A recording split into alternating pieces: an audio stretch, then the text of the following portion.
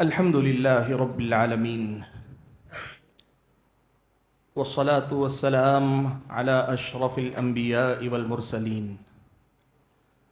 وعلى آله وأصحابه أجمعين ومن تبعهم بإحسان إلى يوم الدين. يا أيها الذين آمنوا اتقوا الله حق تقاته ولا تموتن إلا وأنتم مسلمون. يا أيها الناس اتقوا ربكم الذي خلقكم من نفس واحدة وخلق منها زوجها وبث منهما رجالا كثيرا ونساء واتقوا الله الذي تساءلون به والأرحام إن الله كان عليكم رقيبا.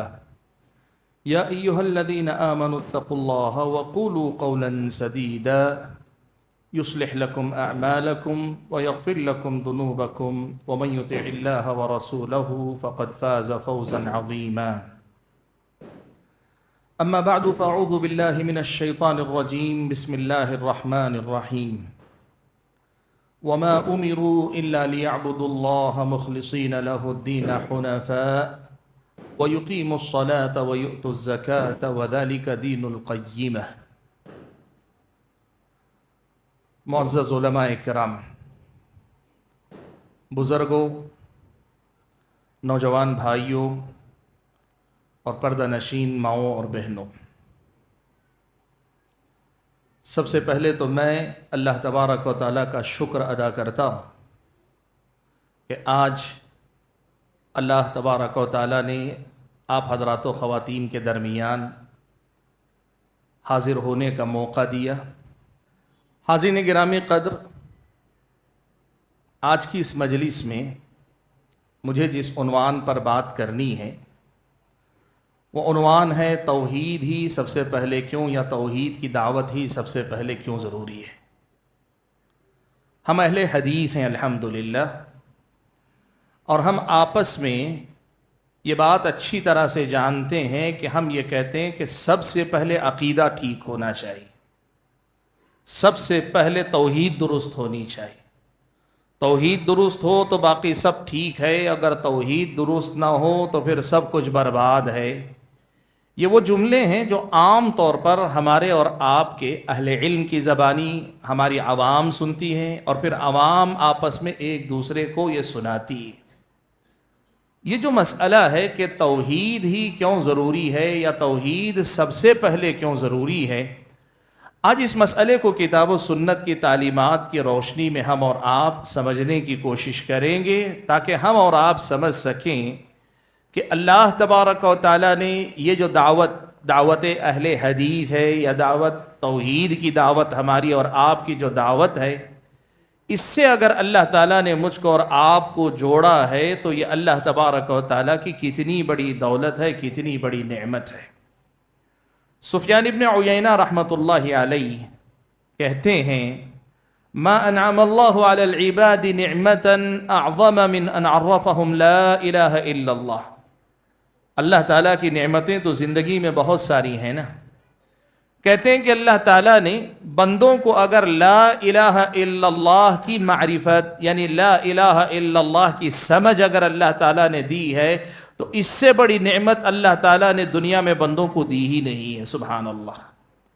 یہ جو توحید جسے ہم کہتے ہیں، جس میں ہم یہ کہتے ہیں کہ اللہ کی ذات، اللہ تعالیٰ کی صفات اور اللہ تبارک و تعالیٰ کے حقوق میں کوئی بھی رتی برابر غیر اللہ کی طرف جانا نہیں چاہیے.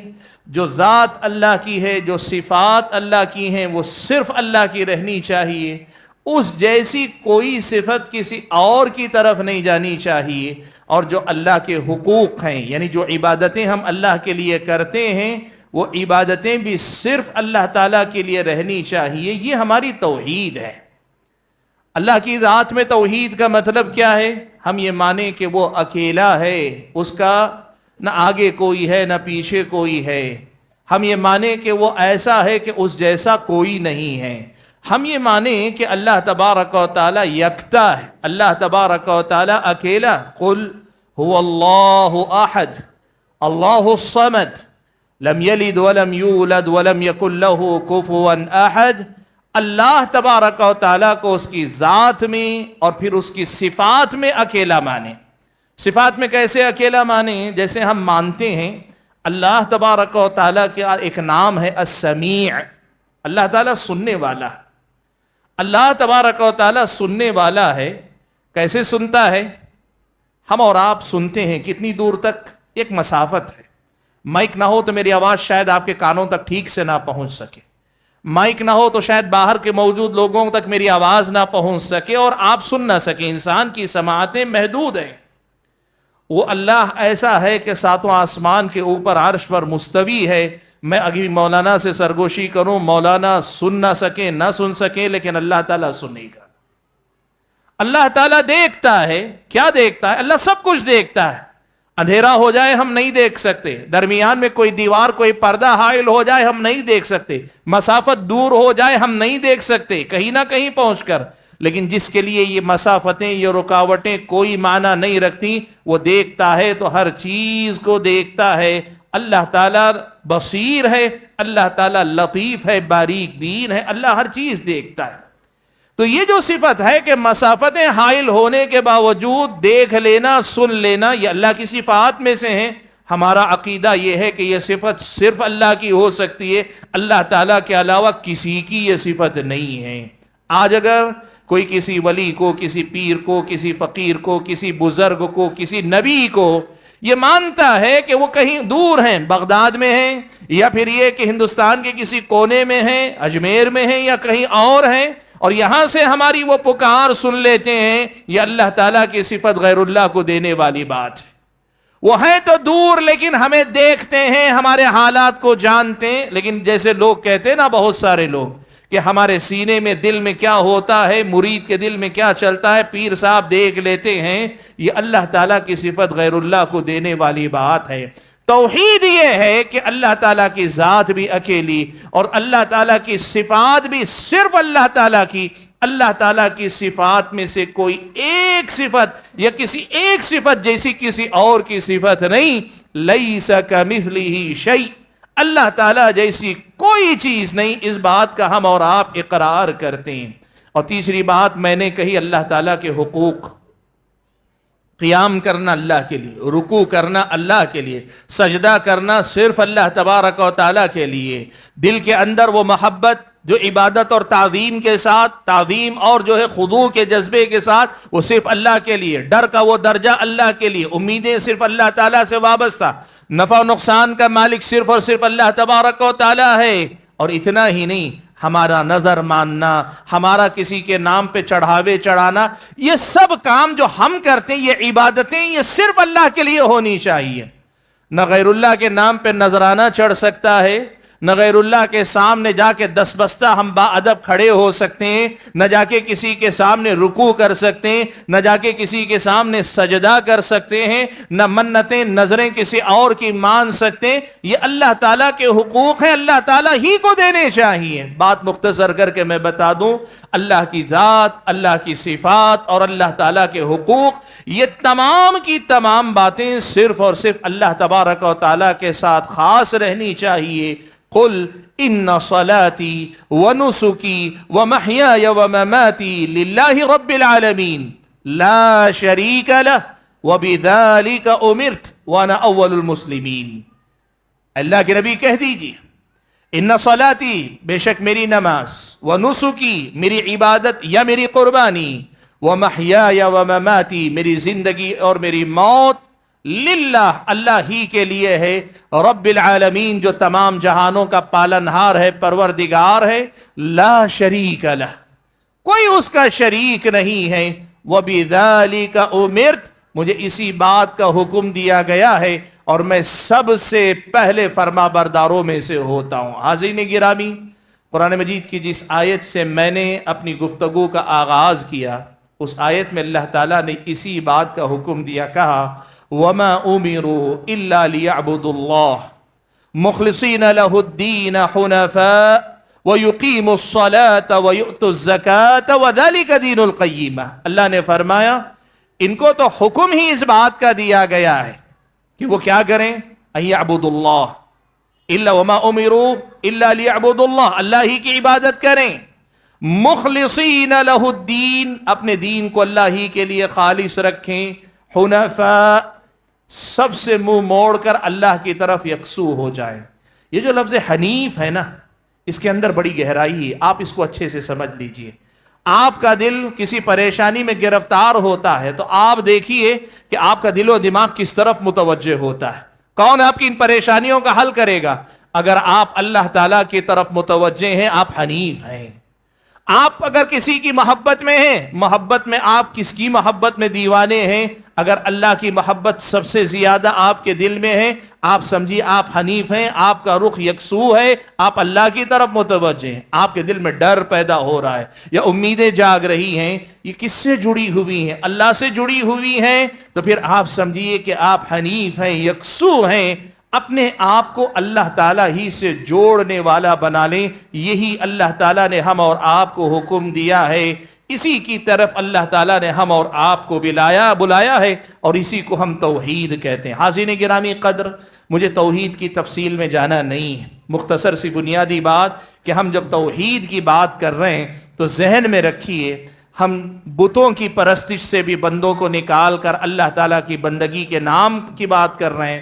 ہم اسلام کے نام پہ، مسلمانوں کے نام پر اولیاء کے سامنے، مزار کے سامنے، کسی پیر کے سامنے، کسی فقیر کے سامنے، کسی سے بھی کوئی آدمی ایسا کوئی رشتہ رکھتا ہے جو شریعت کے دائرے میں شرک شمار ہوتا ہے، ایسے رشتے کو کاٹ کر اللہ تعالیٰ سے جڑنے کی ہم دنیا کو دعوت دیتے ہیں۔ کیوں ہم یہ دعوت دیتے ہیں، اور سب سے پہلے یہ دعوت کیوں ہم دیتے ہیں؟ سوال یہ ہے کہ ہم کوئی غیر مسلم ہیں، وہ کسی بھی، وہ اگر ہندو ہے تو بتوں کا پجاری، کرسچن ہے تو حضرت عیسیٰ کو خدا کا بیٹا مان کر ان کی مورتی بنا کے پوجنے والا، اور اگر یہودی ہے تو حضرت عزیر کو اللہ کا بیٹا ماننے والا، یا کسی اور مذہب کا ماننے والا، کسی اور چیز کی پوجا کرنے والا، ہم اس سے کہتے ہیں سب کو چھوڑ کر اللہ کی طرف یکسو ہو جاؤ۔ وہی معاملہ مسلمانوں کے اندر، کوئی ائمہ کو، اولیاء کو، بزرگوں کو، شہداء کو، صالحین کو، انبیاء کو اگر اس مقام پہ لے جاتا ہے جس مقام پہ عیسائیوں نے حضرت عیسیٰ علیہ السلام کو پہنچایا تھا، ہم یہ کہتے ہیں ان سب کو چھوڑ کر اللہ تعالیٰ کی طرف یکسو ہو جاؤ۔ یہ دعوت توحید ہے، اور یہ دعوت ہم ہر کسی کو دیتے ہیں، سب سے پہلے دیتے ہیں، سب سے زیادہ توجہ اس دعوت کی طرف دیتے ہیں، اور اس دعوت کو سب سے زیادہ اہم اور ضروری مانتے ہیں۔ بلکہ ہمارا تو یہ پیغام ہے کہ دنیا کا ہر آدمی، ہر عالم اسی دعوت پر سب سے زیادہ اسے محنت کرنی چاہیے۔ کیوں یہ سب سے پہلے توحید، عقیدہ توحید کو سب سے پہلے کیوں رکھا جانا چاہیے؟ بھائیو، وقت بہت کم ہے میرے پاس، سچ بتاؤں تو، اس لیے کہ اگر میں صرف اس بات پہ بات کرتا جاؤں کہ کیوں توحید کو سب سے پہلے رکھنا چاہیے، بڑی لمبی گفتگو ہو سکتی ہے، لیکن کوشش کروں گا کہ ایک وقت جو میں نے اپنے ذہن میں رکھا ہے، اس وقت میں کم سے کم 10 ایسی وجوہات گناتا ہوں جس کی بنیاد پر کم سے کم بتا رہا ہوں، ورنہ وجوہات اور زیادہ ہیں۔ کم سے کم 10 ایسی وجوہات گناتا ہوں جو بتاتی ہیں کہ ہم نہیں، ہر مسلمان کو زندگی میں سب سے پہلے توحید کی فکر کرنی چاہیے، سب سے زیادہ عقیدے کی طرف توجہ دینی چاہیے۔ ایسی کیا بنیادیں ہیں، کیا وجوہات ہیں؟ بھائیو، ان میں سب سے پہلی بنیاد یہ ہے کہ دیکھو، اللہ تبارک و تعالیٰ نے قرآن مجید کے اندر یہ بات نازل فرمائی، یہ بات اتاری۔ اللہ نے کہا وَمَا خَلَقْتُ الْجِنَّ وَالْإِنسَ إِلَّا لِيَعْبُدُونَ، میں نے جن اور انس کو پیدا ہی اس لیے کیا کہ وہ میری عبادت کرے۔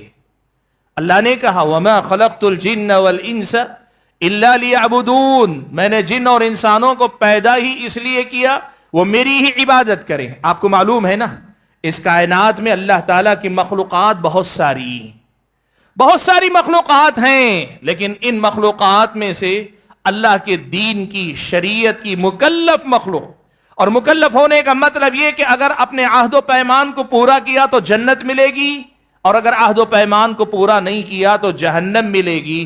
ایسی مخلوق صرف 2 ہیں، ایک انسان ہے، دوسرے جن ہیں۔ بقیہ ساری مخلوقات وہ مکلف مخلوقات میں سے نہیں۔ اللہ نے فرمایا اِنَّا عَرَضْنَا الْأَمَانَةَ عَلَى السَّمَاوَاتِ وَالْأَرْضِ وَالْجِبَالِ فَأَبَيْنَ أَن يَحْمِلْنَهَا وَأَشْفَقْنَ مِنْهَا وَحَمَلَهَا الْإِنسَانُ إِنَّهُ كَانَ ظَلُومًا جَهُولًا۔ اللہ نے فرمایا یہ جو امانت امانت کا مطلب یہ کہ ذمہ داری کہ اللہ کی توحید، اللہ کی بندگی ہی کرتے رہو گے تو تمہیں جنت ملے گی، ناکام ہوگے تو جہنم میں جاؤ گے۔ یہ مقام اللہ تعالیٰ نے آسمانوں کو دیا موقع۔ آسمان بڑے طاقتور ہیں، بڑے وسیع ہیں، اللہ تعالیٰ نے آسمانوں کے سامنے یہ موقع رکھا۔ اللہ تعالیٰ نے یہ موقع زمین کے سامنے رکھا، زمین کو بھی موقع دیا، اور اللہ تعالیٰ نے پہاڑوں کو بھی یہ موقع دیا۔ یہ تمام مخلوقات طاقتور ہونے کے باوجود اس ذمہ داری کو لینے کے لیے تیار نہیں تھی، اس ذمہ داری کو اٹھانے کے لیے تیار نہیں تھی۔ اللہ نے فرمایا وَحَمَلَهَا الْإِنسَانُ، لیکن انسان نے یہ ذمہ داری قبول کی۔ اب جب ہم اور آپ مکلف مخلوق ہیں تو اللہ نے ہمیں کس چیز کا مکلف کیا؟ کیوں پیدا کیا؟ ہمارے پیدا کیے جانے کا مقصد کیا ہے؟ اللہ نے ہم اور آپ کو اس دنیا میں کیوں بھیجا ہے؟ اللہ نے کہا وَمَا خَلَقْتُ الْجِنَّ وَالْإِنسَ إِلَّا لِيَعْبُدُونَ، میں نے جن اور انس کو پیدا ہی اس لیے کیا کہ وہ میری عبادت کریں، اللہ کی عبادت کریں، اور صرف اللہ ہی کی عبادت کریں۔ دو جملوں میں بڑا فرق ہے۔ اللہ کی عبادت کریں کا مطلب یہ کہ آپ اللہ کی عبادت تو کر رہے ہیں، ساتھ میں غیر اللہ کی عبادت ہو جائے تو کوئی فرق نہ پڑے، لیکن ایک مطلب ہے یہ، لیکن دوسرا جملہ ہے اللہ ہی کی عبادت کریں، تو اس کا مطلب یہ ہوتا ہے کہ یہاں صرف اللہ کی عبادت ہے، کسی اور کی عبادت کی ذرا برابر گنجائش نہیں ہے۔ اللہ نے فرمایا لیعبدونی، میری ہی عبادت کے لیے میں نے ان کو پیدا کیا ہے۔ حضرت ابن عباس رضی اللہ تعالیٰ عنہما کہتے ہیں الا لیوحدون، اللہ نے جن اور انس کو پیدا ہی اس لیے کیا کہ وہ اللہ تعالیٰ کی توحید کو قائم رکھ سکیں، اللہ کی توحید پر قائم رہ سکیں۔ یاد رکھنا، آپ کے ہمارے شرک سے اللہ تبارک و تعالیٰ کی ذات کے برابر کوئی پہنچ نہیں جاتا، لیکن اللہ تعالیٰ کے برابر کسی کو قرار نہ دے کر بھی آپ اللہ تعالیٰ کا کوئی ایک حق بھی غیر اللہ کو دیتے ہیں تو یہ شرک ہے۔ اور یہاں اس آیت کی روشنی میں یہ کہ اللہ تعالیٰ کی توحید ہماری اس دنیا میں پیدا کیے جانے کا مقصد ہے۔ اب آپ بتاؤ، جو ہمارے اور آپ کی اس دنیا میں بھیجے جانے کا مقصد ہو، ہم اس کے لیے نہ جئیں تو پھر کس کے لیے جئیں گے؟ ہم اس کو سب سے زیادہ ترجیح نہ دیں تو پھر کس کو ترجیح دیں گے؟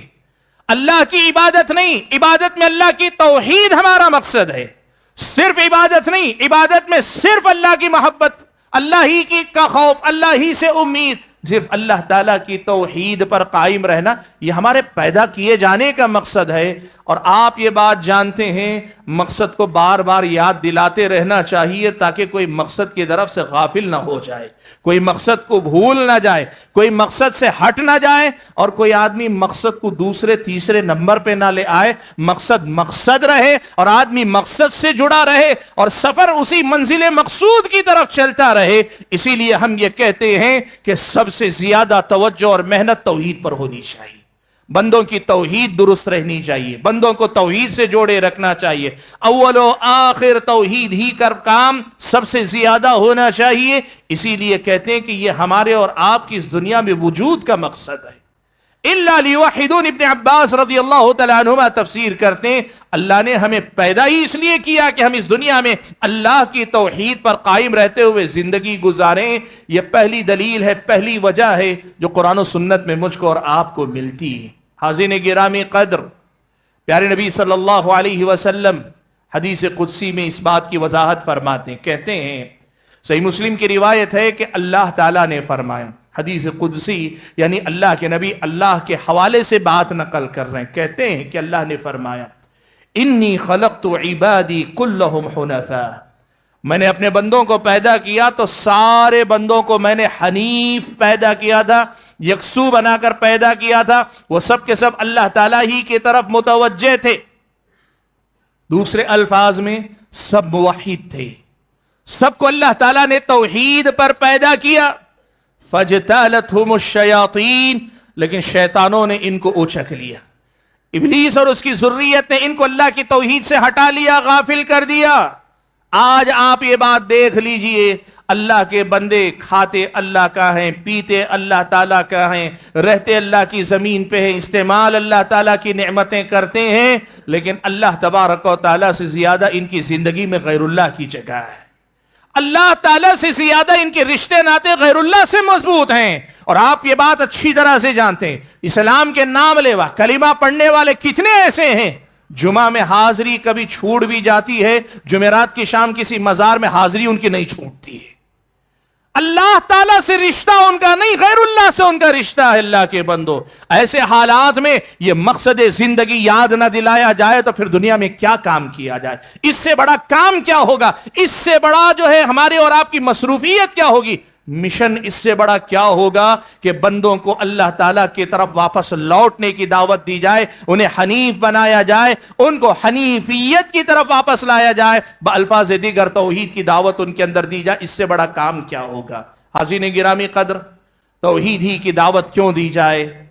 اس کی دوسری وجہ یہ ہے کہ توحید اسلام کی سب سے پہلی بنیاد ہے۔ توحید اسلام کی سب سے پہلی بنیاد ہے۔ آپ سبھی حضرات کو تقریباً حدیث کے عربی الفاظ بھی ہو سکتا ہے یاد ہوں گے۔ اللہ کے نبی نے کیا فرمایا؟ بنی الاسلام علی خمس، اسلام کی بنیاد 5 باتوں پہ، 5 چیزوں پہ رکھی گئی۔ پہلی بنیاد شہادت اللہ الہ الا اللہ وان محمد الرسول اللہ۔ سب سے پہلی بنیاد یہ ہے کہ بندہ لا الہ الا اللہ اور محمد الرسول اللہ کی گواہی دے۔ لا الہ الا اللہ کی گواہی توحید کی گواہی، محمد الرسول اللہ کی گواہی دراصل توحید ہی کی گواہی کی تکمیل ہے۔ یاد رکھنا اللہ تعالیٰ کے بندو، اسلامی شریعت میں سب سے پہلا درجہ توحید کا ہے۔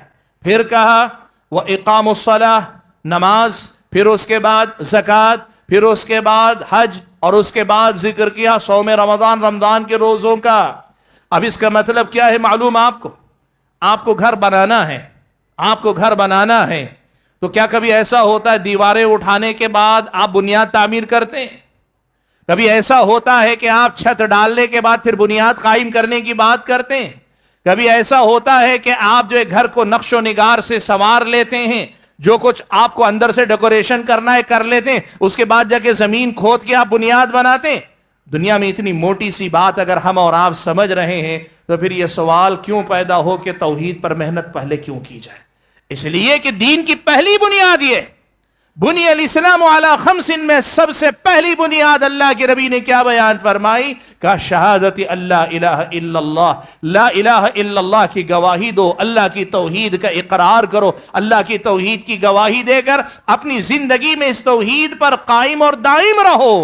اور سچ کہیں تو آپ کو معلوم ہے یہ جو نماز ہے یہ اصل میں اس توحید کی ترجمانی ہے، یہ جو زکوٰۃ ہے یہ توحید کی ترجمانی ہے، یہ جو حج ہے یہ توحید کی ترجمانی ہے، یہ جو صوم روزہ ہے یہ بھی توحید کی ترجمانی ہے۔ ان سب کی حیثیت توحید کے بعد ہے، توحید کے ساتھ ہے، توحید کے بغیر نہیں، توحید سے پہلے نہیں۔ یہ بات یاد رکھنا۔ آج ایک بہت اہم بات آپ کو بتا، آپ جانتے ہیں میدان میں کام کرنے والی دینی جماعتوں میں سے ایک جماعت ایسی بھی ہے لوگوں کو سب سے پہلے نماز کی طرف بلاتی، کہتے ہیں اسلام کا سب سے بڑا رکن ہے، عمل میں سب سے بڑا رکن۔ یقیناً نماز کی طرف لوگوں کو بلانا چاہیے، لیکن نماز اس نماز کی طرف بلاؤ جس نماز کی بنیاد توحید پر ہونی چاہیے۔ بات توحید پر نہ ہو اور آپ نماز کی بات کریں، یہ ترتیب الٹنے والی بات ہے۔ اللہ کے نبی کی حدیث کتنی سادہ، ایک موٹا آدمی بھی، موٹے دماغ کا آدمی بھی سمجھ سکتا ہے کہ بنیاد اصل میں اللہ تعالیٰ نے توحید پر رکھی ہے۔ بنیاد پہلے توحید والی مضبوط کرو، پھر اس پر نماز کی، روزے کی، زکوٰۃ کی، حج کی ساری بنیادیں اس کے بعد اس پر قائم رکھو۔ اصل چیز ہے توحید، اور توحید کے بعد اس کے اوپر نماز ہے۔ اصل چیز ہے توحید کہ بندہ اگر توحید ہی میں خلل کا شکار رہے تو پھر نماز کا اللہ تبارک و تعالیٰ کے پاس کوئی اعتبار باقی نہ رہے۔ اللہ کے نبی نے اسی لیے کہا بنی الاسلام علی خمس، تو اسلام کی بنیاد 5 چیزوں پہ رکھی گئی ہے۔ ان میں سے ایک اہم بنیاد یہ ہے کہ بندے کی توحید پر محنت پہلے ہونی چاہیے، عقیدے پر بندے کی محنت ہونی چاہیے، بندے کا عقیدہ سب سے پہلے نمبر پہ آنا چاہیے۔ اسلامی شریعت نے ہم اور آپ کو یہی سکھایا۔ حاضرین گرامی قدر، یہ پیارے نبی صلی اللہ علیہ وسلم کی حدیث کی روشنی میں دوسری وجہ ہے جس کی وجہ سے توحید پر سب سے پہلے کام کرنا چاہیے۔ تیسری وجہ، قرآن مجید میں اللہ تبارک و تعالیٰ نے ایک مسئلہ یہ بیان فرمایا کہ اللہ تبارک و تعالیٰ نے جتنے بھی انبیاء اور رسولوں کو بھیجا، جتنے بھی انبیاء اور رسول اللہ تعالیٰ نے بھیجے، آپ کو معلوم ہے آدم علیہ السلام پہلے انسان بھی ہیں، پہلے نبی، پہلے رسول حضرت آدم علیہ السلام۔ حضرت آدم سے لے کر پیارے نبی محمد صلی اللہ علیہ وسلم تک جتنے بھی انبیاء آئے، ہر قوم کے حالات الگ الگ تھے. سمجھیے اس بات کو، ہر قوم کے حالات الگ الگ تھے.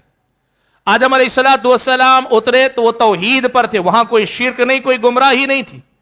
پہلے نبی حضرت آدم، وہ خود موحد ہیں اور وہی پہلے انسان ہیں. اب اس کے بعد جو اولاد ہوئی انہی کے گھر کی اولاد ہے، وہ بھی توحید پر آ رہی ہے. پہلے نبی وہ جو توحید پر ہیں. نوح علیہ السلام کے زمانے میں حضرت نوح کی قوم شرک میں مبتلا ہے.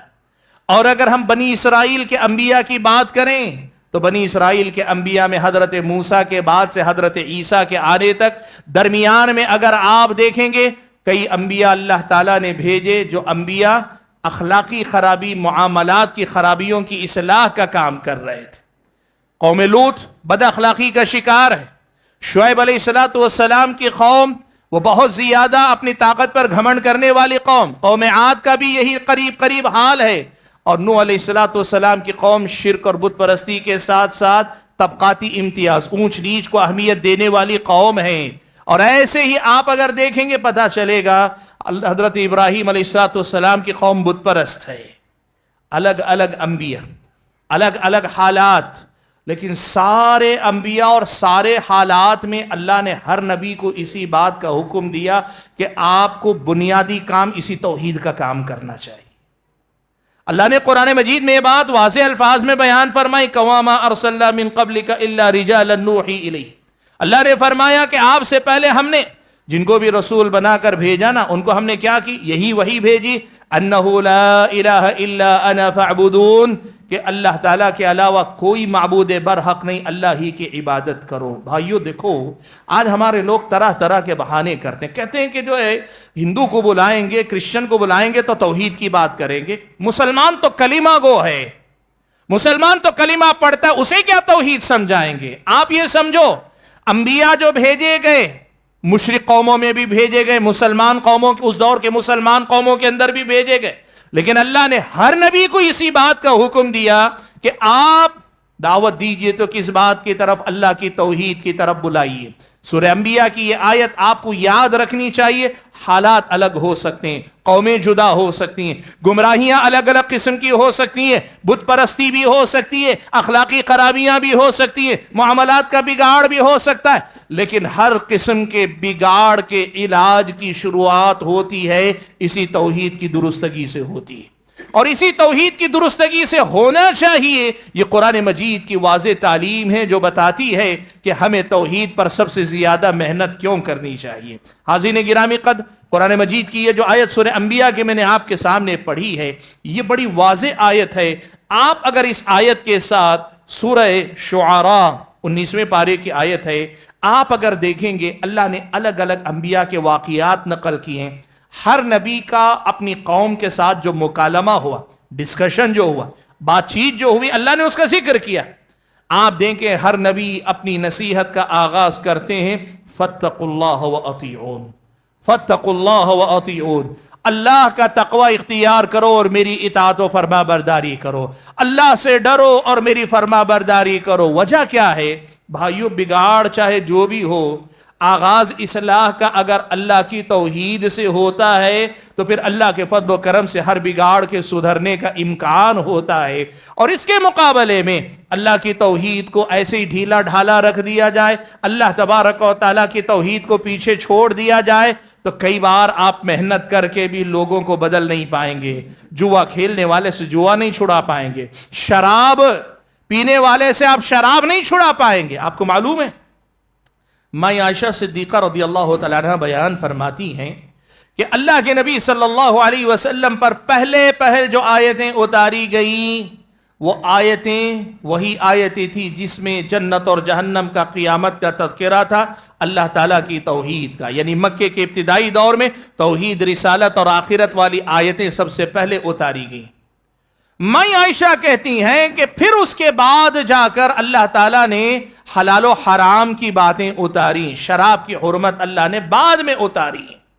اور کہتی ہیں حضرت عائشہ خود، اگر ایسا نہ کر کے پہلے ہی مشرکین سے کہا گیا ہوتا تم شراب چھوڑ دو تو وہ کہتے ہیں ہم شراب نہیں چھوڑیں گے.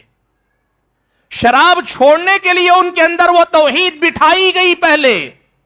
شراب چھوڑنے کے ساتھ قتل و خون کے سے منع کیا گیا. مائی عائشہ کہتی ان سے کہا جاتا کہ قتل مت کرو تو کہتے نہیں ہم باز نہیں آ سکتے, یہ قتل و خون تو ہماری شان ہے, ہماری طاقت کا مظاہرہ. لیکن وہ توحید اور آخرت کی بات جب سینوں میں اتار دی گئی اور پھر کہا گیا کہ تم قتل سے باز آؤ, وہ باز آ گئے. بھائیو اس مسئلے کو سمجھو کہ انبیاء علیہم الصلاۃ والسلام نے ہر قسم کے معاشرے میں بنیادی کام توحید پر کیا. اصل کام توحید پر ہونا چاہیے. آپ چاہے جو انقلاب لانا چاہے, تعلیمی انقلاب, تہذیبی انقلاب, اخلاقی انقلاب, معاشی انقلاب, آپ کسی بھی قسم کا انقلاب لانا چاہتے ہو, بنیادی کام سب سے پہلے ان کا رشتہ اللہ تعالیٰ سے درست کرواؤ. اللہ کی توحید پر محنت کرو کہ یہی انبیاء کی سنت ہے. اور ماں عائشہ کہتی ہیں اللہ تعالیٰ نے ایسے ہی لوگوں کو ہدایت دی. نبی علیہ الصلوۃ والسلام نے انہی خطوط پر کام کر کے اللہ کے نبی صلی اللہ علیہ وسلم نے لوگوں کی اصلاح فرمائی. بھائیو چوتھا نقطہ جو ذکر کرنا چاہوں گا وہ یہ کہ انبیاء کے بعد خود آخری نبی پیارے نبی صلی اللہ علیہ وسلم جو نبوت کے سلسلے کی آخری کڑی, آپ صلی اللہ علیہ وسلم کی زندگی آپ دیکھو. 23 سالہ نبوت والی زندگی, نبوی زندگی, جن میں سے 13 سال آپ نے مکہ میں گزارے تقریباً, اور تقریباً 10 سال اللہ کے نبی نے مدینہ میں گزارے. آپ اہل علم سے پوچھ کر دیکھیں, پڑھے لکھے ہیں تو آپ پڑھ کر دیکھیں, مکے میں جب تک اللہ کے نبی رہے نا, قرآن کی جتنی بھی سورتیں اتری, ان سورتوں کا بنیادی محور اور مرکز 3 باتیں تھیں: توحید, رسالت اور آخرت. اس کے بعد مدینے کے 10 سال میں جو آیتیں اتری, ان میں احکام بھی اتارے گئے, حلال و حرام, فرائض, واجبات, یہ سب اتارے گئے, لیکن ان کے ساتھ بھی توحید کو اللہ تعالیٰ نے جاری و ساری رکھا. اس کا مطلب کیا ہے معلوم آپ کو؟ اس کا مطلب یہ ہے کہ نبی علیہ الصلوۃ والسلام کی نبوی زندگی کا سب سے بڑا کام کیا تھا؟ یہ توحید پر کام کرنا تھا. اللہ کے نبی نے سب سے زیادہ توجہ کس پر دی؟ اسی پر دی. میں آپ کو بتاؤں, ہمارے ہاں جماعت کام کرتی ہے, جماعتیں نکلتی ہیں, آپ جانتے ہیں جماعتیں عام طور پر یہ بات کہتی ہیں کہ اللہ کے نبی کی زندگی بھر کی محنت کیا تھی. اللہ کے نبی لوگوں کے لیے فکر مند ہو کر دوڑتے تھے.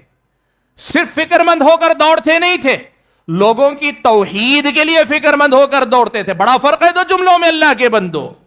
آج یہ مسئلہ سمجھنے کی ضرورت ہے. اللہ کے نبی امت کی فکر میں دوڑتے تھے, صحابہ کو دوڑاتے تھے. اللہ کے نبی نکلتے تھے, ہاں نکلتے تھے. اللہ کے نبی کہاں؟ مسجد میں نکلتے تھے, بازار میں نکلتے تھے, ضرورت پڑنے پہ سفر میں نکلتے تھے, میدان جہاد میں اللہ کے نبی نکلتے تھے. لیکن جہاں بھی نکلتے تھے لوگوں کی توحید کی فکر میں نکلتے تھے. آج مسئلہ یہ ہے کہ اللہ کے نبی اور صحابہ کی محنتوں کو محنت کے نام پہ لیا جا رہا ہے, لیکن محنت کس مسئلے پر ہوئی تھی یہ مسئلہ لوگوں کے سامنے نمایاں نہیں کیا جا رہا ہے. 23 سالہ نبوی زندگی میں اللہ کے نبی نے کس پہ محنت کی؟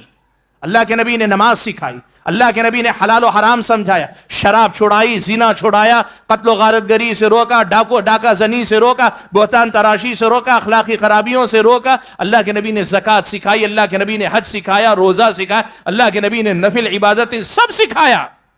لیکن ان سب سے زیادہ اللہ کے نبی نے توحید کا سبق پڑھایا.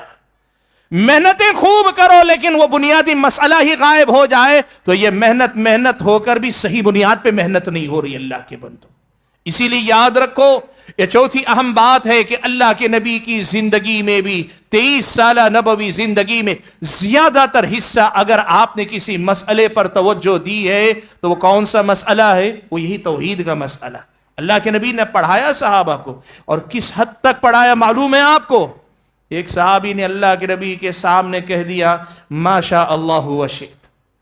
کسی مسئلے پر بات آئی تو کہہ دیا اللہ کے نبی جو اللہ چاہے اور آپ چاہیں. یہ جملہ ہم عام طور پہ کہتے ہیں نا, جیسے آپ کی مرضی. اللہ کے نبی نے توحید پر کتنی محنت کی اندازہ لگاؤ. زبان سے بے اختیار نکلنے والے الفاظ پر بھی قابو رکھنے کو کہا اللہ کے نبی نے کہا. اللہ کے نبی نے صحابی کا یہ جملہ سن کر کہا اجعلتنی للہ ندا, کیا تم نے مجھے اللہ کا شریک اور اللہ کا برابر قرار دے دیا؟ صحابی گھبرا گئے. اللہ کے نبی نے کہا بل ما شاء اللہ وحدہ. یہ دوسری روایت میں قل ما شاء اللہ وحدہ. یہ مت کہو کہ جو اللہ چاہے اور اللہ کا رسول چاہے, نہیں, بلکہ کہو جو اللہ چاہے, صرف اللہ تعالیٰ چاہے وہی ہوگا, اللہ کے نبی نے الفاظ، صحابی کا مطلب یہ تھوڑی تھا کہ اللہ کے نبی کی مرضی اللہ کی مرضی کے برابر ہے، نعوذ باللہ صحابی کا وہ مطلب نہیں تھا، لیکن اس مطلب کے بغیر بھی الفاظ بھی اگر ایسے آئیں جن کے ظاہر میں بھی شرک کا شائبہ آتا ہو، اللہ کے نبی نے اس کو بھی ختم کرنے کی بات کی۔ نبی نے توحید پر اس درجے تک جا کر محنت کی۔ آج تو ہمارے پاس یہ ہے، عوام تو عوام، بسا اوقات اہل علم کی زبانی ایسے جملے دھڑلے سے بولے جاتے ہیں، پھر بھی توحید کو ہم سمجھتے ہیں کہ نہیں یہ کوئی اہم کام نہیں، ہم سمجھتے ہیں کہ نہیں سب کلمہ پڑھنے والے، ہم سمجھتے ہیں کہ نہیں اس پہ تو محنت ہو چکی، اللہ کے بندو توحید پہ محنت کرو۔ دیکھو اللہ کے نبی نے توحید کیسے پڑھائی، 23 سالہ نبوی زندگی میں اللہ کے نبی نے کتنی محنت کی ہے۔ آپ اگر دیکھیں گے تو آپ کو پتا چلے گا کہ نبی علیہ السلام نے لوگوں کو کیسے اس توحید پر مضبوط کرنے کی کوشش کی۔ 5ویں بنیاد، اور اس بنیاد کو اگر آپ سمجھے نا تو باذن اللہ زندگی بھر آپ توحید کے سبق کو یاد رکھیں گے۔ بھائیوں دیکھو، اس دنیا میں انسان جو بھی حرکت کرتا ہے نا، جو بھی عمل کرتا ہے، دیکھنا، سننا، بولنا، ہاتھوں سے کچھ کرنا، پیروں سے چل کے جانا، اعضاء و جوارح سے جو بھی کام کرتا ہے، بنیادی طور پر اندر سے ایک جو ہے کوئی طاقت ہے جو اسے ڈھکیلتی ہے کام کرنے کی طرف۔ وہ چیز کیا ہے؟ یا تو کسی چیز کی محبت ہے، کسی چیز کی محبت ہے، چاہت ہے، کسی چیز کی چاہت میں انسان حرکت میں آتا ہے، یا پھر کسی چیز کا خوف ہے جس سے بچنے کے لیے آدمی اندر سے حرکت میں آتا ہے، یا پھر یہ تو آدمی کو کسی چیز کا لالچ ہے، کوئی امید ہے، کچھ اسے حاصل ہونے کی امید ہے۔ بنیادی طور پر آپ یہ بات یاد رکھیں، انسان حرکت میں آتا کس لیے ہے؟ کوئی بھی نیکی کرے، برائی کرے، اچھا کام کرے، غلط کام کرے، ثواب کا کام کرے، عذاب کا کام کرے، انسان حرکت میں آتا ہے دنیا میں اسی محبت یا اسی خوف یا اسی امید اور لالچ کے جذبے سے آتا ہے۔ آپ یہ بات یاد رکھو، بندے کو اگر دنیا سے محبت ہوگی تو دنیا کی محبت اندر سے حرکت دے گی، وہ دنیا ہی کمائے گا۔ بندے کو دنیا کے چھوٹ جانے کا ڈر ہوگا تو وہ اللہ تعالیٰ کے ڈر میں نہیں، وہ دنیا چھوٹ جانے کے ڈر میں ہی محنت کرے گا۔ اور بندے کو کسی سے کچھ لالچ ہوگا، کوئی امید ہوگی، اسی لالچ کے حصول کے چکر میں وہ محنت کرے گا۔ اسلامی شریعت مجھ کو اور آپ کو بتاتی ہے، توحید نام ہے اس بات کا کہ بندہ سب سے زیادہ اللہ تعالیٰ سے محبت کرے، سب سے زیادہ اللہ تعالیٰ ہی سے ڈرے، اور سب سے زیادہ امیدیں صرف اور صرف اللہ تبارک و تعالیٰ سے وابستہ رکھے۔ توحید بھی، رسالت بھی، آخرت بھی، یہ ساری باتیں گھوم پھر کر انہی 3 بنیادی نکات پہ آ کے رک جاتی ہیں کہ محبت، اللہ تبارک و تعالیٰ کی محبت، اللہ تبارک و تعالیٰ کا خوف، اور اللہ تبارک و تعالیٰ سے امیدیں۔ آپ کو معلوم ہے جسے توحید کہتے ہیں اس کا خلاصہ یہی ہے کہ انسان دنیا میں سب سے زیادہ اللہ تبارک و تعالیٰ سے محبت کرے، اور ایسی محبت کرے کہ دنیا کی کوئی محبت اس کے قریب بھی بھٹکنے نہ پائے، اور اللہ کی محبت کی خاطر پیارے نبی صلی اللہ علیہ وسلم سے محبت کرے، اور ایسی محبت کرے کہ اپنی جان، مال، اپنی عزت و آبرو، بلکہ اپنے آل اولاد سے بڑھ کر اللہ کے نبی سے محبت کرے۔ انسان اللہ تبارک و تعالیٰ ہی سے ڈرے، ایسا ڈر کہ اللہ تبارک و تعالیٰ سے ڈرنے کے بعد ساری دنیا سے نڈر ہو جائے۔ انسان اللہ تبارک و تعالیٰ ہی سے امیدیں وابستہ رکھے، اور ایسے اللہ تعالیٰ سے امیدیں وابستہ کر لے کہ پھر ساری دنیا سے بے نیاز ہو جائے۔ اللہ کی محبت ایسی کہ اس محبت کے سامنے کوئی محبت رکنے نہ پائے، اور اللہ تعالیٰ کا ڈر ایسا کہ ایک اللہ سے ڈر جانے کے بعد دنیا میں کوئی ہمیں ڈرا نہ سکے، اور امیدیں اللہ تعالیٰ سے ایسی کہ اللہ سے امیدیں جوڑ لینے کے بعد پھر ساری دنیا سے ہم بے نیاز ہو جائیں کہ تمہارے ہاتھ میں کچھ نہیں، کوئی دے گا تو وہی دے گا۔ یہ ہے توحید کا کمال۔ بھائیو، آج آپ یہ بات یاد رکھیں، میں نے ابھی آپ کے سامنے یہ بات رکھی کہ انسان کو اندر سے حرکت میں لانے والی چیز یا تو کسی چیز کی محبت ہے، یا تو کسی چیز کا خوف ہے، یا کسی چیز کا لالچ ہے۔ توحید پر اگر محنت کی گئی، سب سے زیادہ توحید مضبوط کی گئی، عقیدہ سب سے زیادہ سنوارا گیا، بندوں کی توحید کو سب سے زیادہ سمجھایا گیا، توحید کو سب سے زیادہ پڑھایا گیا، سکھایا گیا، اور ان کو بتایا گیا کہ سب سے زیادہ محبت اللہ سے، سب سے زیادہ خوف اللہ سے، سب سے زیادہ امید اللہ تعالیٰ سے. تو کیا ہوگا معلوم ہے آپ کو؟ یہ محبت، یہ امید، یہ خوف بندے کے دل میں گھر کر جائے تو پھر بندے کے سارے اعضاء اسی محبت، اسی توحید کے تابع ہو جائیں گے. پھر آدمی وہی دیکھے گا جو اللہ تعالیٰ کو پسند ہے، آدمی وہی سنے گا جو اللہ تعالیٰ کو پسند ہے، آدمی وہی کرے گا جو اللہ تعالیٰ کو پسند ہے. یاد رکھو اللہ تعالیٰ کے بندو، اصل کام ہے انسان کو اندر سے بدلنا، اصل کام ہے آدمی کے دل کو بدلنا، اصل چیز ہے آدمی کے سوچنے کے انداز کو بدلنا. اور یہ بدلتا ہے جب اندر سے محبت، خوف اور رجا کے اس جذبے کو مضبوطی ملتی. اللہ کی محبت اور اللہ کی رجا یعنی امید اور اللہ تعالیٰ کا خوف جب کسی کے اندر گھر کر جاتا ہے تو کیا ہوتا ہے معلوم آپ کو؟ جھٹکے میں آدمی تبدیل ہو جاتا ہے، منٹوں میں آدمی بدل جاتا ہے، اور ایسے بدل جاتا ہے کہ آپ یقین نہیں کر پائیں گے. آپ کو معلوم ہے قرآن مجید میں اللہ تعالیٰ نے، قرآن مجید میں اللہ تبارک و تعالیٰ نے ذکر کیا ہے. کیا ذکر کیا ہے معلوم آپ کو؟ فرعون کا واقعہ اللہ نے ذکر کیا. حضرت موسیٰ توحید کی دعوت لے کر فرعون کے پاس پہنچے. فرعون کو حضرت موسیٰ کو ہرانا ہے تاکہ اپنے دعوے کو صحیح ثابت کر سکے کہ انا ربکم الاعلی. وہ جادوگروں کو بلاتا ہے، وہ سمجھتا ہے کہ حضرت موسیٰ کوئی جادو لے کر آئے ہیں، اس کو باطل کر دے گا تو اپنی گویا ربوبیت کو باقی رکھ لے جائے گا یا اپنے دعوے کو باقی رکھ لے جائے گا. اس نے، فرعون نے جادوگروں کو بلایا، بلا کر کہا موسیٰ سے مقابلہ کرنا ہے. دیکھو ایک بات یاد رکھو، دنیا دار جو آدمی ہوتا ہے نا وہ ہمیشہ مفادات کا دیوانہ ہوتا ہے. جس کے دل میں دنیا ہے، جس آدمی کے سامنے دنیا ہے، اسے جیت ہار سے زیادہ اسے ہوتا ہے میرا فائدہ کیا ہوگا. اب یہ دیکھو آتے ہیں اور آنے کے بعد کیا کرتے ہیں؟ مقابلے سے پہلے سوال کرتے ہیں اَإِنَّ لَنَا لَأَجْرًا إِن كُنَّا نَحْنُ الْغَالِبِينَ. کہتے ہیں کہ اے فرعون ذرا یہ بتا تو صحیح، ہم اگر جیت جائیں تو ہمیں کیا ملے گا؟ ہم اگر موسیٰ کو شکست دے لے جائیں ہمیں کیا ملے گا؟ اور فرعون بھی جانتا ہے کہ ان کی رگ کہاں ہے. اس نے کہا کہ تمہیں میں اپنا درباری بنا لوں گا، میرا مقرب بنا لوں گا، میرا مصاحب بنا لوں گا. آج تم دنیا میں کہیں ہوگے، کل فرعون کے بادشاہ وقت کے مصاحب کہلاؤگے. یعنی دنیا کی بڑی سی بڑی کامیابی کی ضمانت تمہیں دے رہا ہوں. مقابلہ کیا اور مقابلہ کرتے کرتے جادوگروں کو پتا چل گیا کہ جس سے مقابلہ کر رہے ہیں نہ وہ جادوگر ہے، اور جس چیز کا مقابلہ کر رہے ہیں وہ بھی جادو نہیں ہے. سمجھ گئے، ایمان لے آئے. آمنا بربی، کہا کہ ہم اللہ پر، رب العالمین پہ ایمان لا رہے ہیں. رب موسیٰ و ہارون، جو ہارون اور موسیٰ کا رب ہے، اللہ پر ایمان لے آئے. اب دیکھو ایک بات یاد رکھو، جو آدمی دنیا دار ہوتا ہے نا، جس آدمی کے دل میں دنیا کی محبت ہوتی، وہ دنیا کا ڈرپوک ترین انسان ہوتا ہے. فرعون یہ سمجھ رہا ہے کہ ابھی تک یہ دنیا کے لالچی تھے نا، ابھی تھوڑی دیر پہلے مجھ سے پوچھ رہے تھے ہمیں دنیا میں کیا ملے گا، جیت سے بڑا ہمارا مفاد ہے، بتاؤ کیا مفاد ملے گا. فرعون سمجھ رہا ہے کہ یہ دنیا دار لوگ ہیں اور دنیا دار لوگ بڑے ڈرپوک ہوتے ہیں، تو ڈرا کر ہی ان کو رام کیا جا سکتا ہے. فرعون نے کہا باز آ جاؤ، واپس آ جاؤ، موسیٰ کے رب پر ایمان لانے سے پلٹ آؤ، مجھے پھر سے اپنا رب مان لو، یا کم سے کم موسیٰ پر ایمان سے پھر جاؤ، ورنہ میں کیا کروں گا، تمہیں سولی پہ چڑھا دوں گا.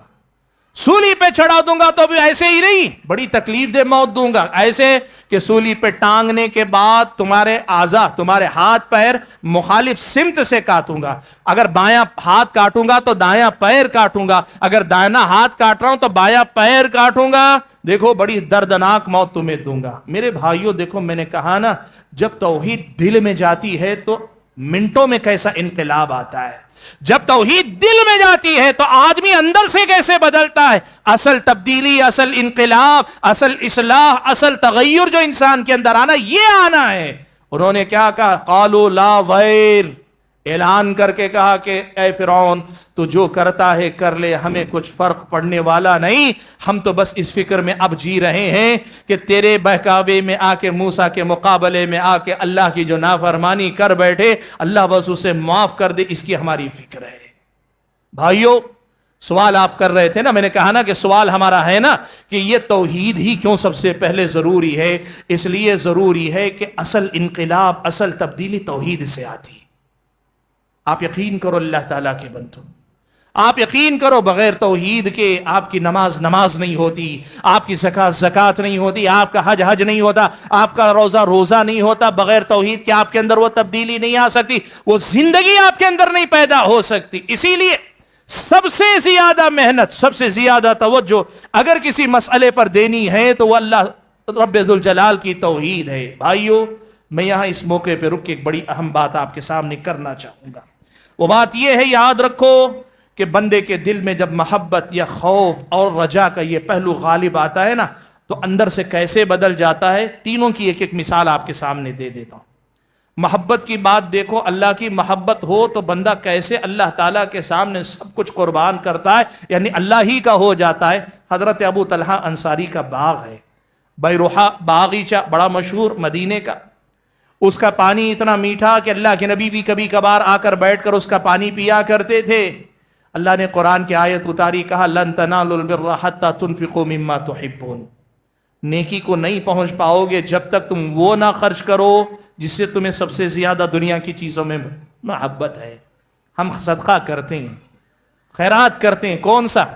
ہمارے گھر میں جو کھانا کوئی کھانے والا نہیں ہوتا، بچ جاتا ہے، وہ پڑوس کے غریب میں ہم بھیجتے ہیں۔ ہم صدقہ کرتے ہیں، کیسے کرتے ہیں؟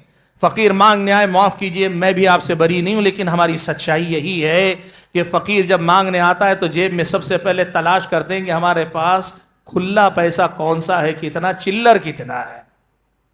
وہ اللہ کے بندوں دیکھو، اللہ سے اگر توحید پکی ہوگی نا، اللہ نے کہا جو تمہارا سب سے پسندیدہ مال ہے وہ جب تک خرچ نہیں کرو گے نیکی کے کمال کو نہیں پہنچ پاؤ گے۔ سیدھے آئے اللہ کے نبی کے پاس، کسی نے پوچھا نہیں حضرت ابو طلحہ سے، خدا کے کہا اللہ کے نبی، اللہ کہتا ہے کہ جس چیز سے تم سب سے زیادہ محبت کرتے ہو وہ جب تک خرچ نہیں کرو گے تمہیں نیکی کا کمال نہیں ملے گا۔ میرا سب سے پسندیدہ مال بیروحہ ہے، اللہ کے نبی میں چاہتا ہوں کہ یہ مال اللہ کی راہ میں دے دو۔ یقین کرو اللہ کے بندو، اللہ کی سچی محبت آئے گی، دنیا کی ساری چیزوں کی محبت پھیکی پڑ جائے گی۔ اور امید کی بات کریں، امید کی بات کریں تو آپ کو معلوم ہے حضرت ابو بکر صدیق نے جنگ تبوک کے موقع پہ کیا کیا تھا؟ سارا گھر اپنا لا کر اللہ کے نبی کے سامنے ڈال دیا، پورا گھر، کچھ نہیں چھوڑا گھر میں، کوئی ساز و سامان نہیں، کوئی مال نہیں، کوئی پیسہ نہیں، کچھ نہیں۔ اللہ کے نبی نے پوچھا گھر پہ کیا چھوڑا ہے؟ کہا اللہ اس کے رسول کو چھوڑ کے آیا۔ یہ کیا ہے معلوم آپ کو؟ جس کی امیدیں اللہ تعالیٰ سے بندھ جاتی ہیں، جسے اللہ تعالیٰ سے امید کا رشتہ بن جاتا ہے، وہ ساری دنیا سے بے نیاز ہو جاتا ہے۔ وہ سمجھتا ہے کہ میری زندگی ان چیزوں کے سہارے بعد میں، اصل و اول و آخر تو اللہ تعالیٰ کے سہارے چل رہی ہے۔ وہ امید اللہ سے توحید کی قائم ہو جائے تو پھر بندہ دنیا کی ان میٹیریلزم جسے کہتے ہیں، یعنی اسباب کی ان دنیا کا دیوانہ اور پاگل نہیں رہ جاتا اللہ کے بندو۔ اور آپ کو خوف کی مثال دیتا ہوں، حضرت ماعز اسلمی رضی اللہ تعالیٰ عنہ، حضرت غامدیہ رضی اللہ تعالیٰ عنہ، دو الگ الگ واقعات ہیں، دونوں سے زنا جیسا جرم سرزد ہو جاتا ہے۔ آپ یاد رکھیے اس واقعے میں جو دیکھنے کی بات ہے وہ کیا ہے؟ وہ دیکھنے کی بات یہ ہے کہ دونوں نے جب جرم کیا ان کے علاوہ کسی کو نہیں معلوم ہے، سوائے اس ساتھی کے جن کے ساتھ ان کا یہ جرم ہوا، دنیا میں کسی نے نہیں دیکھا، کسی کو بھنک تک نہیں ہے۔ لیکن کیا ماجرا ہے کہ اللہ کے نبی کے سامنے آتے ہیں، آ کر اقرار کرتے ہیں، اللہ کے نبی کے سامنے اپنے آپ کو حوالے کرتے ہیں، ماعز بھی آتے ہیں، غامدیہ بھی آتی ہیں، بار بار اصرار کرتے ہیں۔ کیا ہے؟ اللہ کا خوف اگر دل میں پیدا ہو جائے نا تو پھر آدمی دنیا میں کسی سے نہیں ڈرتا، اور دوسری طرف یہ بھی ہے کہ اللہ کے خوف کے بعد کوئی گناہ نہیں کرتا، لیکن اگر گناہ ہو بھی جائے تو آدمی اتنا بے چین رہتا ہے کہ کبھی اپنے گناہوں کی طرف سے غافل نہیں ہو سکتا۔ بھائیو، اسی لیے یاد رکھو توحید پہ سب سے زیادہ محنت کرو۔ جب توحید مضبوط ہوگی تب ہمارے عمل میں ایسی تبدیلی آئے گی۔ یہ جو کردار صحابہ کے ہم دیکھتے ہیں نا، یہ اصل میں اس توحید کی دعوت کی برکت ہے، اس توحید کا اثر ہے، اس توحید کا فائدہ، اس توحید کا ثمرہ ہے کہ اتنی بڑی تبدیلی صحابہ کی زندگی میں ہم اور آپ دیکھ رہے ہیں۔ حاضرین گرامی قدر، بات آج آپ کے سامنے ایک بڑی اہم کرنے جا رہا ہوں۔ دیکھیے ہمارے سماج میں دینی جماعتیں بہت ساری ہیں، بہت ساری دینی جماعتیں، تنظیمیں کام کرتی ہیں۔ آج کھلی دعوت ساری دینی تنظیموں کے ذمہ داروں کو، اللہ کی خاطر آپ نے اپنی ترجیحات الگ الگ رکھی۔ کچھ دینی تنظیمیں ہیں، بہت ساری دینی نہیں ہیں، قوم کی تعلیم پر کام کرنے والی رفاہی تنظیمیں، خدمت خلق کے موضوع پہ کام کرنے والے افراد ہیں، وہ سب چاہتے ہیں، سب امت کی بھلائی کے لیے کام کرنا چاہتے ہیں۔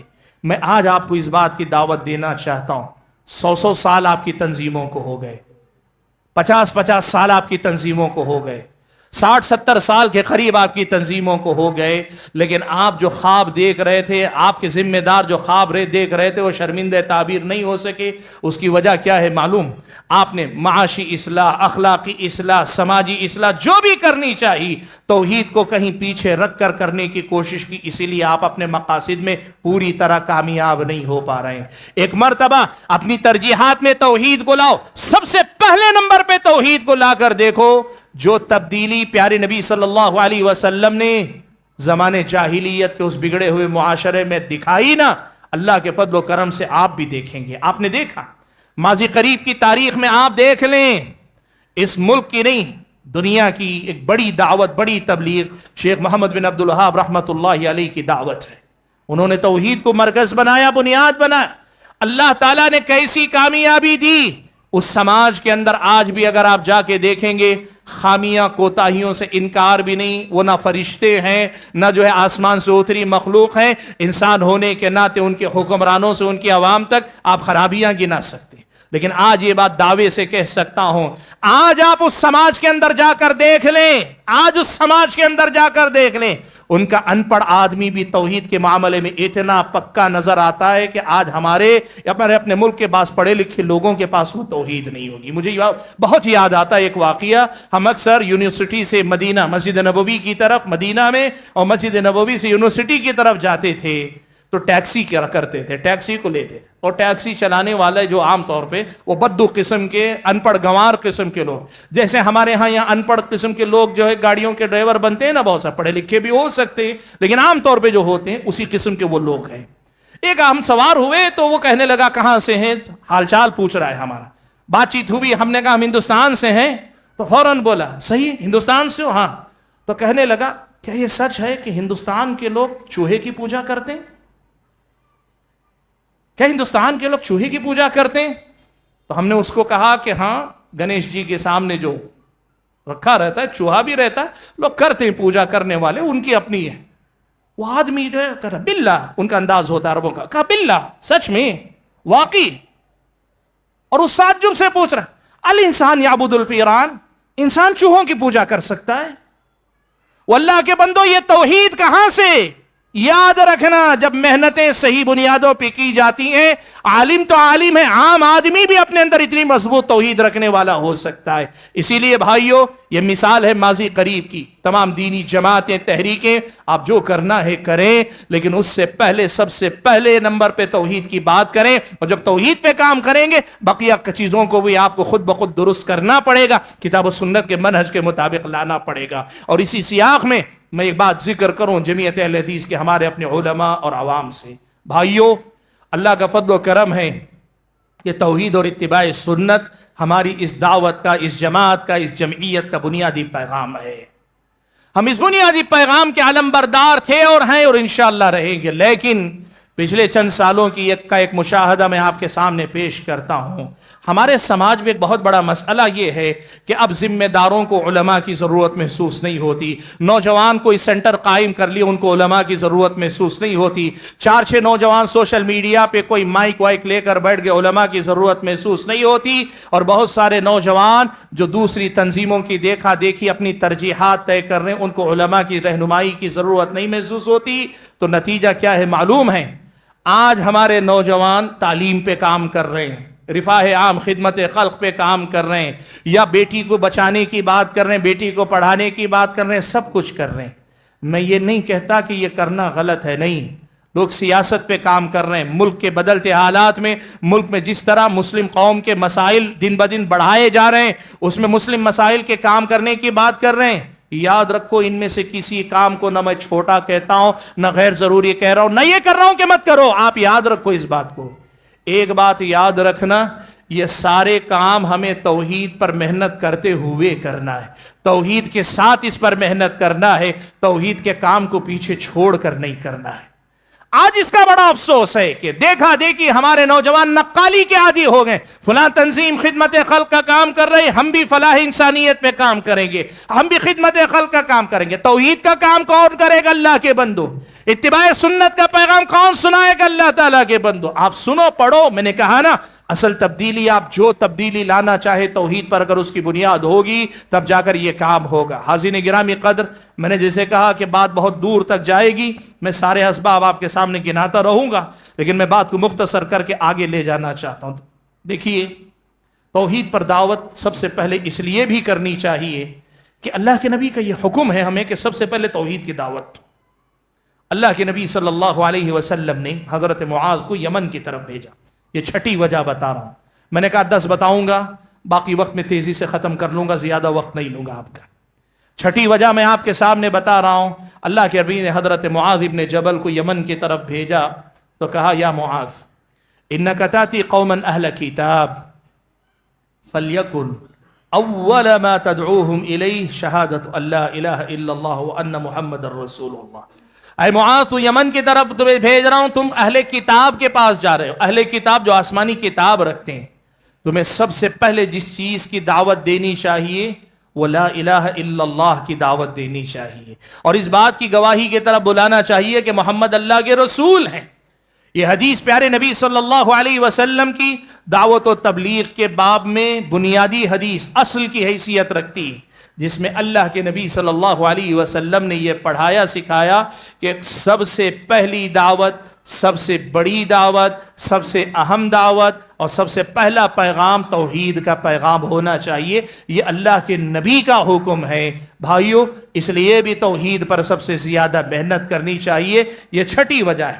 7ویں وجہ جس کی وجہ سے ہم اور آپ کو سب سے زیادہ توحید پر محنت کرنی چاہیے، صحیح مسلم کی روایت ہے. حضرت جابر رضی اللہ تعالیٰ عنہ روایت فرماتے ہیں کہ ایک آدمی اللہ کے نبی کے پاس آیا. ایک آدمی اللہ کے نبی کے پاس آیا اور آ کر کہنے لگا، مل موجبتان یا رسول اللہ. اے اللہ کے نبی، وہ 2 بنیادی باتیں بتائیے جس سے آدمی پر یا تو جنت واجب ہوتی ہے یا جہنم واجب ہوتی ہے. یعنی آدمی جنت میں بھیج دیا جاتا ہے یا جہنم میں بھیجا جاتا ہے. بیسک بات، مل موجبتان، وہ 2 باتیں بتائیے کہ جن کی وجہ سے آدمی جنتی یا جہنمی ہوتا ہے. آپ کہیں گے دین سارا کا سارا یا تو جنتی بنائے گا یا جہنمی بنائے گا.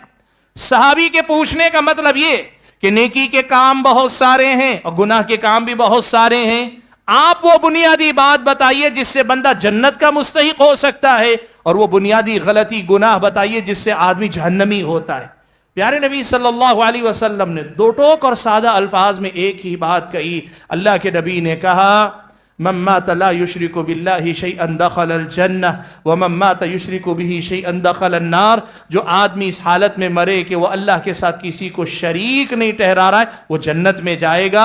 یعنی جنت میں جانے کا اصل دار و مدار اسی توحید پر ہے. اور دوسری بات کہی، ومن مات يشرك به شيئا، جو اللہ کے ساتھ کسی کو شریک ٹھہراتے ہوئے مر جائے، دخل النار، وہ جہنم میں جائے گا، جہنمی ہوگا. بھائیو، اس حدیث نے سادہ مگر سیدھے 2 ٹوک اور واضح الفاظ میں یہ بتا دیا، جنت اور جہنم کا اصل فیصلہ تو توحید اور شرک پر موقوف ہے. اور جب ہم اور آپ یہ کہہ رہے ہیں ہم انسانیت کو جہنم سے نکال کر جنت کی طرف لے جانا چاہتے ہیں، تو اصل کام کرنا ہے شرک مٹا کر توحید کی طرف لانے، شرک کے خاتمہ اور توحید پر لوگوں کو لانا، شرک سے ہٹا کے توحید کی طرف لانا، اسی پر محنت کرنا چاہیے. یہ حدیث بھی بتلاتی ہے کہ توحید پر سب سے زیادہ محنت کرنی چاہیے. اور بھائیو، اگلی وجہ جس کو آپ 7ویں وجہ کہیے یا 8ویں وجہ، 7 تو ہو گئے، 8ویں وجہ یہ کہیے، اللہ کے نبی صلی اللہ علیہ وسلم نے بڑی اہم بات بتائی. شرک، آپ جانتے ہیں ابلیس انسان کو شرک اور کفر تک لے جانا چاہتا ہے. کیوں؟ ابلیس کو معلوم ہے کہ اگر شرک کر کے کوئی مر گیا ہمیشہ کا جہنمی. اللہ نے فرمایا نا، اللہ تعالیٰ نے فرمایا، ان اللہ لا یغفر ان یشرک به ویغفر ما دون ذلک لمن یشاء، کہ بغیر توبہ کے اگر کوئی مر جاتا ہے تو شرک کے علاوہ اللہ چاہے تو تمام گناہ معاف کرے گا، لیکن شرک کے سلسلے میں اللہ نے ابھی سے فیصلہ سنا دیا، اللہ معاف نہیں کرے گا. تو ابلیس شرک پر ہی بندوں کو مارنا چاہتا ہے. اور اس شرک کے بارے میں اللہ کے نبی نے ایک بڑی اہم بات بیان فرمائی. اللہ کے نبی نے فرمایا، الادب المفرد میں امام بخاری رحمۃ اللہ علیہ نے اس حدیث کو روایت کیا. اللہ کے نبی نے حضرت ابو بکر کو مخاطب کرتے ہوئے کہا کہ یا ابا بکر، اے ابو بکر سنو، للشرک اخفی من دبیب النمل، اے ابو بکر یہ بات سمجھو کہ شرک لوگوں کے اندر چونٹی کی جو چال ہے اس سے بھی زیادہ خفیہ طریقے سے انسانوں کے اندر داخل ہوتا ہے. شرک حالانکہ سب سے بڑی بربادی، لیکن داخل ہوتا کیسے ہے؟ کہا جیسے چونٹی رینگتے ہوئے آ جاتی ہے نا، آپ کو اکثر دکھائی نہیں دیتی چھوٹی ہونے کی وجہ سے، اس کی آواز سنائی نہیں دیتی، اس کی چال کا کوئی آواز ہمارے کان سننے کے قابل نہیں رہ جاتے، اور عام طور پر نہ کوئی بو آتی ہے نہ کوئی کچھ نہیں. جیسے چونٹی رینگتے ہوئے کہیں بھی داخل ہو جاتی ہے، اللہ کے نبی نے کہا شرک بھی لوگوں کے اندر ایسے ہی خفیہ طور پہ داخل ہوتا ہے. اب آپ بتاؤ، چور اگر چھپ کے داخل ہو رہا ہے تو احتیاط بھی سب سے زیادہ اس کی ہونی چاہیے کہ نہیں؟ ڈاکو آئے گا تو چیختے چلاتے آئے گا، ہنگامہ کرتے ہوئے آئے گا، دروازہ توڑ کے آئے گا، کھڑکی توڑ کے آئے گا، آپ کو دھکا دے کے آئے گا. آپ کم سے کم کہیں گے کہ جواں مرد ہوں تو مقابلہ کروں گا. لیکن پتا چلے چور ایسے آتا ہے کہ آپ کے بازو سے نکال کے پاکٹ مار نکل بھی جاتا ہے، پتہ بھی نہیں چلتا. سب سے زیادہ چوکنا ایسے چور کی طرف سے رہنا چاہیے.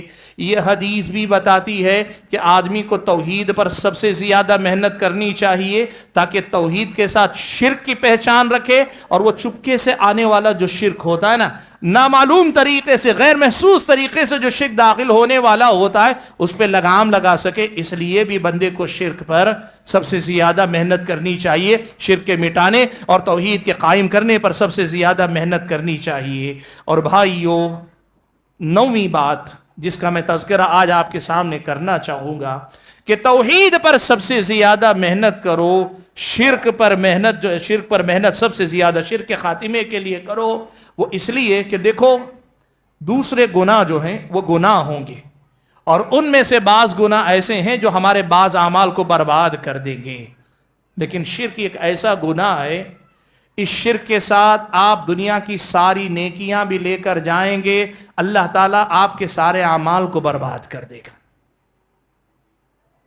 اللہ تعالیٰ نے قرآن میں صاف طور پہ ایک بات کہی. آپ جانتے ہیں ہم سب کا ایمان اور عقیدہ یہ ہے انبیاء علیہ الصلوۃ والسلام شرک کر سکتے ہیں؟ نعوذ باللہ، انبیاء کبھی شرک کر ہی نہیں سکتے. اللہ تعالیٰ کی طرف سے معصوم ہیں، ان سے شرک ہو ہی نہیں سکتا. اللہ شرک ان سے نہیں کروائے گا، اللہ نے ان کی حفاظت کی ہوئی ہے، وہ معصوم عن الخطا ہے. تو شرک تو بہت بڑی بات ہے، بہت دور کی بات. اور پیارے نبی صلی اللہ علیہ وسلم، اللہ کے نبی صلی اللہ علیہ وسلم تو انبیاء کے سردار ہیں. اللہ کے نبی کے بارے میں سوچنا بھی اس بارے میں بہت بڑی گستاخی ہو سکتی ہے کہ ہم یہ سوچیں کہ نعوذ باللہ اللہ کے نبی سے ایسا کوئی جرم سرزد ہو سکتا ہے. لیکن ایک بات سنو، قرآن میں اس کے باوجود اللہ تعالیٰ نے 2 مقامات پہ، ایک جگہ انبیاء کے بارے میں اور ایک جگہ اللہ کے نبی کے بارے میں ایک بڑی اہم بات کہی. اللہ نے انبیاء کے بارے میں کہا وَلَوْ أَشْرَكُوا لَحَبِطَ عَنْهُمْ مَا كَانُوا يَعْمَلُونَ. اگر جیسے کہنا بالفرض، صرف فرض کرنے کی بات، بالفرض اگر ان سے بھی شرک سرزد ہو تو اللہ تعالیٰ ان نبیوں کے سارے کام کو اللہ تعالیٰ برباد کر دے گا. اور پیارے نبی کو مخاطب کرتے ہوئے اللہ نے کہا لَإِنْ أَشْرَكْتَ لَيَحْبَطَنَّ عَمَلُكَ، اگر آپ سے بھی یہ شرک سرزد ہوا تو آپ کے عمل کو بھی برباد کر دوں گا. یاد رکھو، یہ پیغام انبیاء سے زیادہ، انبیاء نہیں اس لیے کہ انبیاء تو معصوم، یہ انبیاء کی امتوں کو بتانا ہے. لیکن بتانا یہ ہے تم کبھی اپنے اعمال کو دیکھ کر خوش مت ہو جاؤ. بڑا نمازی ہوں، بڑے صدقات و خیرات کرتا ہوں، بڑی دولت اللہ کی راہ میں لوٹاتا ہوں، اور بڑا میں حج کرتا ہوں، بڑے عمرے کرتا ہوں، بڑے میرے روزے ہیں، نفل روزے بڑے رکھتا ہوں، سب جائے گا کارت اگر شرک تمہاری زندگی کے اندر رہا. انبیاء کو مخاطب کر کے اللہ نے کہا اعمال برباد کر دیے جائیں گے. تمہارے میرے عمل کی کیا حیثیت ہوگی اللہ کے بندو؟ اسی لیے یاد رکھو، بندوں کی توحید پر محنت کرو. اور یاد رکھو، کبھی یہ مت کہنا، ہمارے بھائی بھی بہت سارے جو یہ کہتے ہیں، کیا کہتے ہیں پتہ، ہم اہل حدیث ہیں، ہمارا عقیدہ پکا ہے. غلط کہتے ہیں آپ. جو آدمی یہ سمجھتا ہے کہ میری توحید مضبوط ہے، وہ آدمی سمجھ لے کہ یہی توحید کا پہلا خلل ہے آپ کے پاس. یہ توحید پڑھتے رہنے کی چیز، یہ توحید بار بار دہراتے رہنے کی، سمجھتے رہنے کی چیز ہے. کہیں غفلت میں نہ مارے جاؤ، کہیں ایسا نہ ہو، میں نے کہا نا، وہ چھپکے سے داخل ہونے والا، کیا پتا کہاں ہماری زندگیوں میں آ گیا، ہمیں پتا بھی نہ چلے. پڑھتے رہو، پڑھاتے رہو، سیکھتے رہو، سکھاتے رہو۔ میں نے کہا یہ 9ویں وجہ ہے کہ شرک ایک ایسا گناہ ہے جو لوگوں کے سارے اعمال کو برباد کر دیتا ہے۔ تو پھر ظاہر بات ہے توحید پر سب سے پہلے محنت کیوں نہ کی جائے، اور سب سے زیادہ محنت کیوں نہ کی جائے۔ اور 10ویں اور آخری وجہ جو آج یہاں ذکر کرنا چاہوں گا، جس پر میں اپنی بات سمیٹ بھی لوں گا، وہ یہ ہے کہ بھائیو، انبیاء علیہم السلام ساری زندگی خود تو توحید پر قائم رہے، اپنے بچوں کی تربیت توحید پر کی، اپنی نسلوں کی تربیت توحید پر کی، لیکن مرتے مرتے وصیت بھی کرتے گئے تو توحید پر قائم رہنے کی وصیت کر کے گئے، اور اللہ تعالیٰ سے دعائیں بھی اگر مانگتے اپنی اولاد کے لیے تو یہ مانگتے کہ اللہ میرے بچوں کو توحید پہ قائم رکھنا۔ آپ دیکھو اللہ نے فرمایا ام کنتم شہداء اذ حضر یعقوب الموت، کیا تم موجود تھے اس وقت جب یعقوب کی موت کا وقت قریب تھا؟ اذ قال لبنیہ ما تعبدون من بعدی، ساری زندگی سبق پڑھایا، ساری زندگی توحید سمجھائی، بچے توحید جانتے ہیں، مانتے ہیں، قائم ہیں، لیکن مرنے سے پہلے یقین کرنا چاہتے ہیں، وہ وصیت کر کے جانا چاہتے ہیں، پوچھتے یہ ہیں ما تعبدون من بعدی، میرے بعد کس کی عبادت کرو گے؟ سبحان اللہ۔ انبیاء اپنی اولاد کو وصیت کریں کہ توحید پر قائم رہو، اور آپ بتاؤ ہم اور آپ کو اپنی اولاد کے لیے توحید پر قائم رہنے کی وصیت کرنا نہیں؟ ہمیں اپنے بچوں کی توحید کے لیے محنت کرنا نہیں؟ اور آپ دیکھو اللہ نے قرآن مجید میں حضرت ابراہیم کی ایک دعا نقل کی۔ حضرت ابراہیم علیہ السلام نے دعا کی تو دعا کے الفاظ میں یہ بھی کہا وَجُنُبْنِي وَبَنِيَّ أَن نَعْبُدَ الْأَصْنَامَ، اے میرے رب مجھے اور میرے بچوں کو، میری اولاد کو بچا لے کہ کہیں ہم بت پرست نہ ہو جائیں، کہیں شرک میں مبتلا نہ ہو جائیں۔ سبحان اللہ۔ وہ ابراہیم جن کی توحید کا کمال یہ تھا، جن کی توحید کی پختگی یہ تھی کہ اللہ نے کہا ان ابراہیم کان امہ، تھے تو اکیلے لیکن ایک امت کے برابر تھے۔ اللہ نے کہا ایسے توحید کے امام کا حال یہ ہے، وہ یہ ڈر رہے ہیں، کہہ رہے ہیں وَجْنُبْنِي وَبَنِيَّ أَن نَعْبُدَ الْأَصْنَامَ، اے اللہ مجھے اور میری اولاد کو بچا لے کہ کہیں ہم بت پرستی میں نہ چلے جائیں۔ سبحان اللہ۔ سلف صالحین میں سے بعض جن کا نام خود بھی ابراہیم ہے، انہوں نے جب یہ آیت پڑھی تو کہا وَمَن يَأْمَنُ الْبَلَاءَ بَعْدَكَ يَا إِبْرَاهِيمُ، اے ابراہیم علیہ السلام توحید کے امام ہو کر آپ کو اگر ڈر ہے تو آپ کے بعد مطمئن کون ہو سکتا ہے کہ وہ شرک میں مبتلا نہیں ہوگا؟ بھائیو، انبیاء کی وصیت، انبیاء کی دعائیں یہی تھی کہ اپنے بچوں کو اللہ تعالیٰ، اپنے بچوں کو زبانی وصیت اور اللہ سے بچوں کے حق میں اور اپنے حق میں یہ دعا کرتے تھے کہ توحید پر اللہ قائم رکھے۔ اسی لیے توحید پر سب سے زیادہ محنت کرنے کی ضرورت ہے۔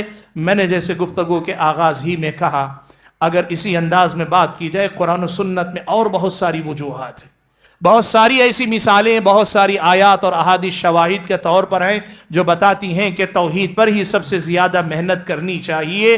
بھائیو، اسی لیے آج آپ کو یہ پیغام میں دینا چاہتا ہوں، آپ سب سے پہلے اپنی توحید پر محنت کریں، پڑھیں توحید، بار بار پڑھیں توحید، علماء کی مجلسوں میں بیٹھیں، اور ہمارے علماء ائمہ سے گزارش ہے یہ سوچ کر کہ یہ تو اہل حدیث ہیں، ان کو توحید پڑھانے کی کیا ضرورت ہے، یہ غلطی کبھی مت کریں۔